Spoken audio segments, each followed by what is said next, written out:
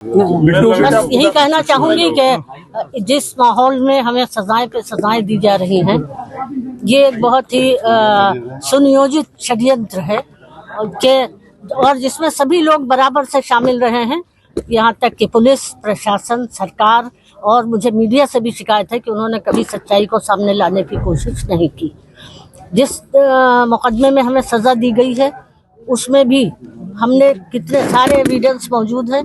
यहाँ तक कि मैं गवर्नमेंट सर्वेंट थी, सरकारी नौकर थी, मेरी मैटरनिटी लीव मौजूद है जिसे कि नज़रअंदाज किया गया। और इसके अलावा वीडियो एविडेंस भी है, फॉरेंसिक एविडेंस भी है, जिसमें 2 महीने का अब्दुल्ला 1990 में मेरी गोद में है। वो सब कोर्ट में दिखाए गए, मगर कोर्ट ने इन सब चीज़ों का कोई संज्ञान नहीं लिया।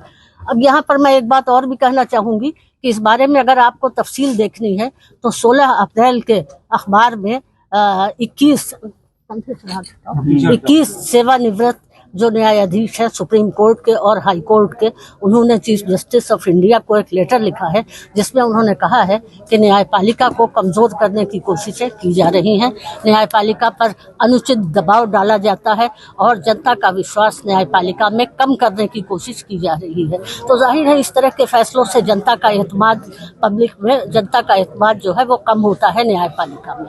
7 महीने आप जेल के अंदर रहे, 7 महीने जेल में रहे, किस तरह की परेशानी आई जेल के अंदर? जी 7 महीने आप जेल के अंदर रही, उसके बाद किस तरह की परेशानियां जेल के अंदर आई? कोई दिक्कत परेशानी आई या नहीं? नहीं, मुझे कोई दिक्कत परेशानी नहीं आई। 8 महीने जब इंसाफी नहीं मिला तो दिक्कतों का क्या है? कितनी दिक्कतें रास्ते में आए, हम तो लड़ ही रहे हैं। करीब 8 महीने जेल में हैं, जमानत होगी, लेकिन अभी और मामलों में उन्हें आज भी एक मामला है, इसमें उनको आरोप तय हो गया। क्या कहें? जी आजम खान और अब्दुल्ला क्या कह सकते हैं? आरोप पर आरोप तय कर रहे हैं, लेकिन जब सच्चाई सामने आएगी तो इसमें कोई सच्चाई नहीं है। डोंगरपुर वाले जो मुकदमों में उन्हें सजाएं दी जा रही हैं, तो यह सरकारी ज़मीन है। सरकारी ज़मीन खाली करवाना अगर अपराध है तो कोई बात नहीं है। सरकारी ज़मीन थी, सरकारी पैसे से बने थे, सरकारी लोगों ने बनाए थे, और तो इसमें आजम साहब का तो कोई रोल ही नहीं था। 2024 के चुनाव को किस रूप में देखती है? इंडिया गठबंधन जो है वो बराबर कह रहा है कि संविधान बदल देगी, सरकार आएगी, तो आप देखिए ये एक तरह से संविधान को नुकसान पहुंचाना ही है। संविधान में एक निष्पक्ष न्यायपालिका की व्यवस्था की गई है कि न्यायपालिका निष्पक्ष होगी, स्वतंत्र होगी, लेकिन न्यायपालिका जो है जाहिर है कि वो निष्पक्ष नहीं है।